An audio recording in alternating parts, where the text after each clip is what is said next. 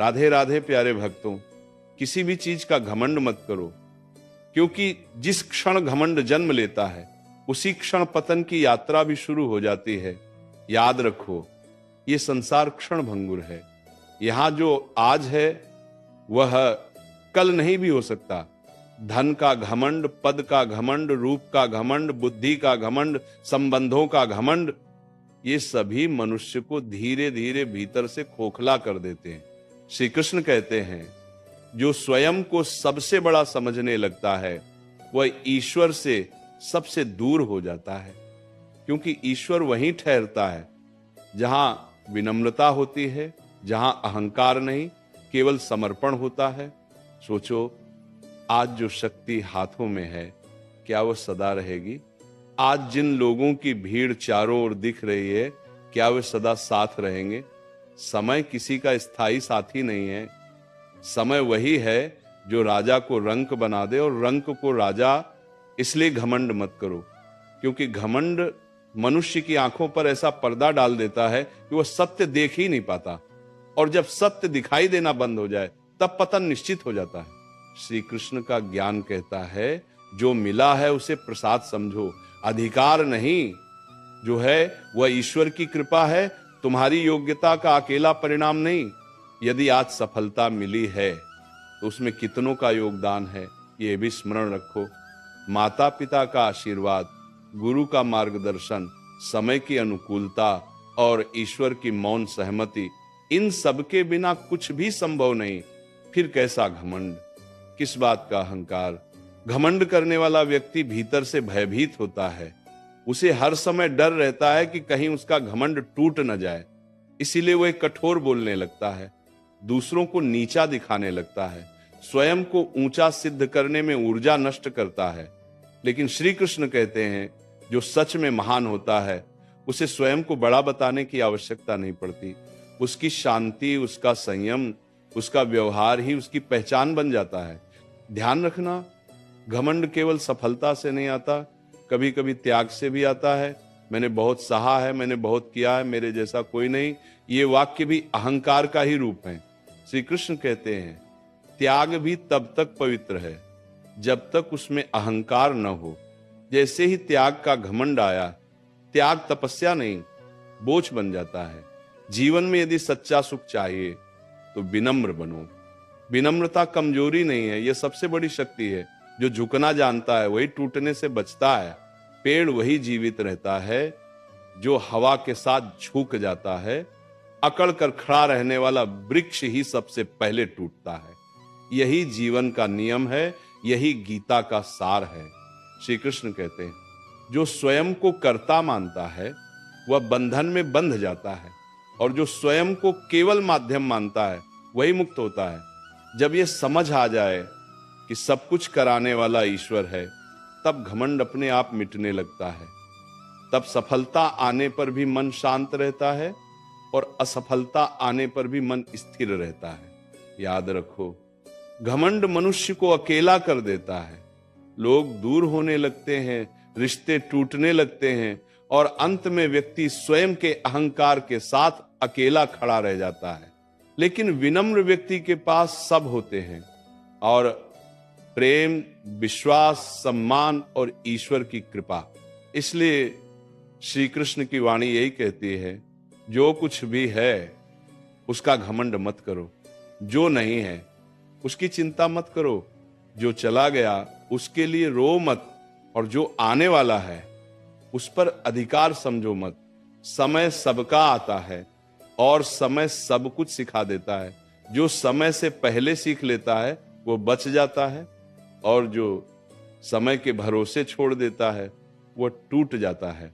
इसलिए आज ही सीख लो, घमंड छोड़ो, विनम्रता अपनाओ, कर्म करते रहो, फल ईश्वर पर छोड़ दो।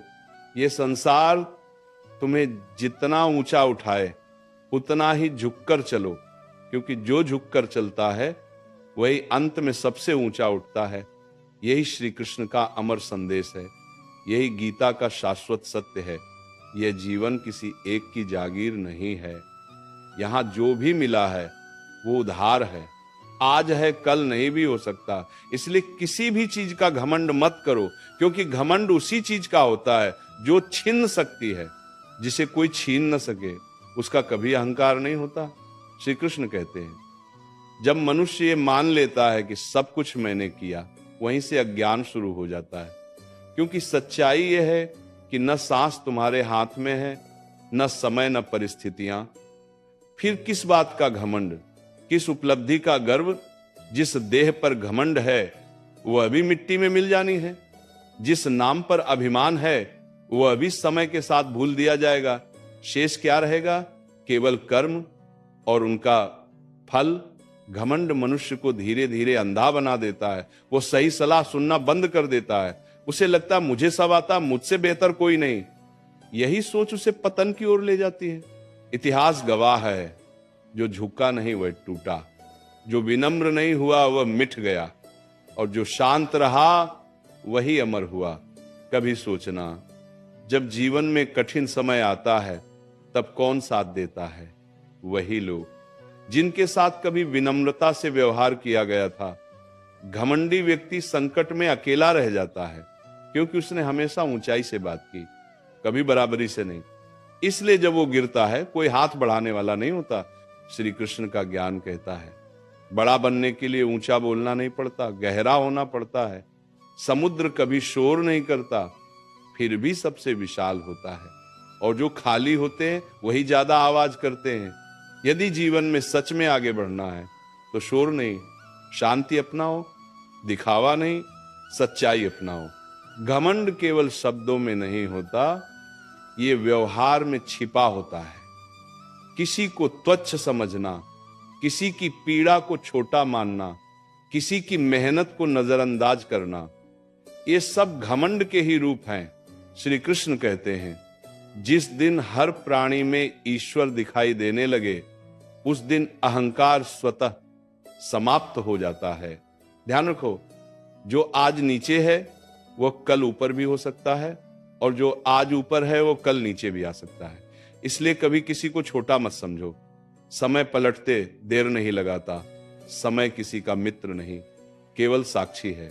घमंड मनुष्य की प्रगति को रोक देता है, क्योंकि सीखने की क्षमता तभी तक रहती है जब तक अहंकार नहीं आता।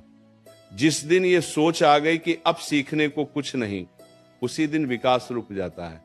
श्री कृष्ण कहते हैं जो हर दिन स्वयं को शिष्य मानता है वही सदा आगे बढ़ता है। जीवन में यदि सम्मान चाहिए तो विनम्रता का आचरण करो। डर से मिला सम्मान टिकता नहीं, लेकिन प्रेम से मिला सम्मान जीवन भर साथ रहता है। लोग शब्द भूल जाते हैं, व्यवहार नहीं भूलते। इसीलिए व्यवहार में मिठास रखो, चाहे परिस्थितियां कितनी ही कड़वी क्यों न हो। याद रखो, घमंड कभी भी खाली नहीं जाता। वह किसी न किसी रूप में दंड देता है, कभी रिश्तों के टूटने के रूप में, कभी अकेलेपन के रूप में, तो कभी मानसिक अशांति के रूप में। और विनम्रता वह हर परिस्थिति में रक्षा कवच बन जाती है। श्री कृष्ण कहते हैं जो मिला है उसके लिए कृतज्ञ बनो। कृतज्ञता और घमंड एक साथ नहीं रह सकते। जहां कृतज्ञता होती है वहां अहंकार टिक ही नहीं पाता। हर सुबह ये स्मरण रखो, जो कुछ है वह कृपा है, और हर रात यह स्वीकार करो जो नहीं मिला उसमें भी कोई कारण है। जीवन को हल्का रखना है तो मैं को हल्का करो, क्योंकि मैं ही सबसे भारी बोझ है। जितना मैं बढ़ता है उतनी शांति घटती है, और जितना मैं घटता है उतनी शांति बढ़ती है। जीवन में जो सबसे पहले गिरता है वह शरीर नहीं होता, अहंकार होता है, और जो सबसे आखिर तक बचा रहता है वह भी अहंकार ही होता है। इसलिए श्री कृष्ण बार बार यही समझाते हैं, किसी भी चीज का घमंड मत करो, क्योंकि घमंड इंसान को ऊपर से ऊंचा दिखाता है पर भीतर से खोखला कर देता है। जब इंसान ये भूल जाता है कि आज जो है वह कल नहीं भी हो सकता, तभी घमंड जन्म लेता है। पद मिलते ही आवाज बदल जाती है, पैसे आते ही व्यवहार बदल जाता है, थोड़ी सी प्रशंसा मिलते ही सिर ऊंचा हो जाता है। लेकिन श्री कृष्ण कहते हैं जो बदल जाए वह स्थायी नहीं होता, जो टिक जाए वही सच्चा होता है। इसीलिए यदि सच में महान बनना है तो परिस्थितियां बदलने पर भी स्वभाव मत बदलो। सोचो, जिस दिन सब छिन जाए उस दिन क्या बचेगा? वही बचेगा जो अहंकार के बिना कमाया गया था, वही साथ देगा जो प्रेम से जोड़ा गया था। घमंड से जोड़ा गया हर रिश्ता समय आने पर टूट ही जाता है, क्योंकि घमंड जोड़ता नहीं, अलग करता है। श्री कृष्ण का ज्ञान कहता है, जो स्वयं को सबसे ऊपर रखता है वह सबसे नीचे गिरने के लिए तैयार रहता है, और जो स्वयं को सबसे छोटा समझता है वही सबसे बड़ा बन जाता है।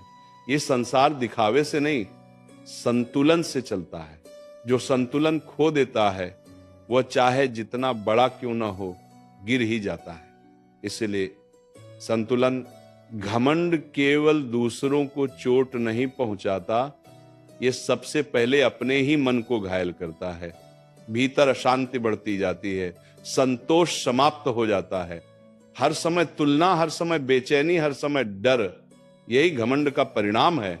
और विनम्रता, वह मन को ठंडक देती है, विचारों को स्पष्ट करती है और आत्मा को शांति देती है। श्री कृष्ण कहते हैं, जिसने स्वयं को जान लिया उसे किसी से तुलना करने की जरूरत नहीं रहती। तुलना वहीं होती है जहां आत्मबोध नहीं होता, और जहां आत्मबोध आ जाता है वहां अहंकार अपने आप विदा हो जाता है। याद रखो, घमंड ज्ञान का भी हो सकता है।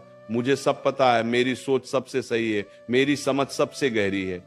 ये शब्द धीरे धीरे सीखने के द्वार बंद कर देते हैं, और जो सीखना बंद कर देता है उसका पतन निश्चित हो जाता है। श्री कृष्ण कहते हैं, सच्चा ज्ञानी वही है जो हर दिन स्वयं को सीखने वाला माने। जीवन में यदि आगे बढ़ना है तो सिर ऊंचा रखो, लेकिन मन झुका हुआ रखो, क्योंकि सिर ऊंचा रखने से आत्मसम्मान आता है और मन झुका रखने से अहंकार मिटता है। दोनों का संतुलन ही सच्चा जीवन है। कभी ये मत सोचो कि मेरे बिना कुछ नहीं हो सकता, क्योंकि ये सोच ही सबसे बड़ा भ्रम है। संसार किसी एक के लिए नहीं रुका है, न रुकेगा। जो ये समझ लेता है वही हल्का हो जाता है, और जो स्वयं को अनिवार्य मान लेता है वही बोझ बन जाता है। श्री कृष्ण कहते हैं, सेवा का भाव रखो, स्वामित्व का नहीं। जब तुम सेवा करते हो तो ईश्वर तुम्हारे साथ होता है, और जब स्वामित्व दिखाते हो तो ईश्वर दूरी बना लेता है, क्योंकि ईश्वर अहंकार में नहीं, समर्पण में बसता है। ध्यान रखना, जो जितना शांत है वह उतना ही शक्तिशाली है, जो जितना विनम्र है वह उतना ही अड़िग है, और जो जितना सरल है वह उतना ही महान है। सरलता कोई साधारण बात नहीं, यह आत्मिक ऊंचाई का प्रमाण है। इसलिए श्री कृष्ण की ये वाणी जीवन का नियम बना लो। ऊंचाई मिले तो झुक जाना, सम्मान मिले तो कृतज्ञ बन जाना, सफलता मिले तो शांत रहना, और असफलता मिले तो टूटना मत, क्योंकि जो झुककर चलता है वही दूर तक जाता है, और जो अकड़ कर चलता है वो जल्दी थक जाता है। यही गीता का सार है, यही जीवन का सत्य है, और यही वह अमर ज्ञान है जो मनुष्य को घमंड से मुक्त कर आत्मिक शांति की ओर ले जाता है।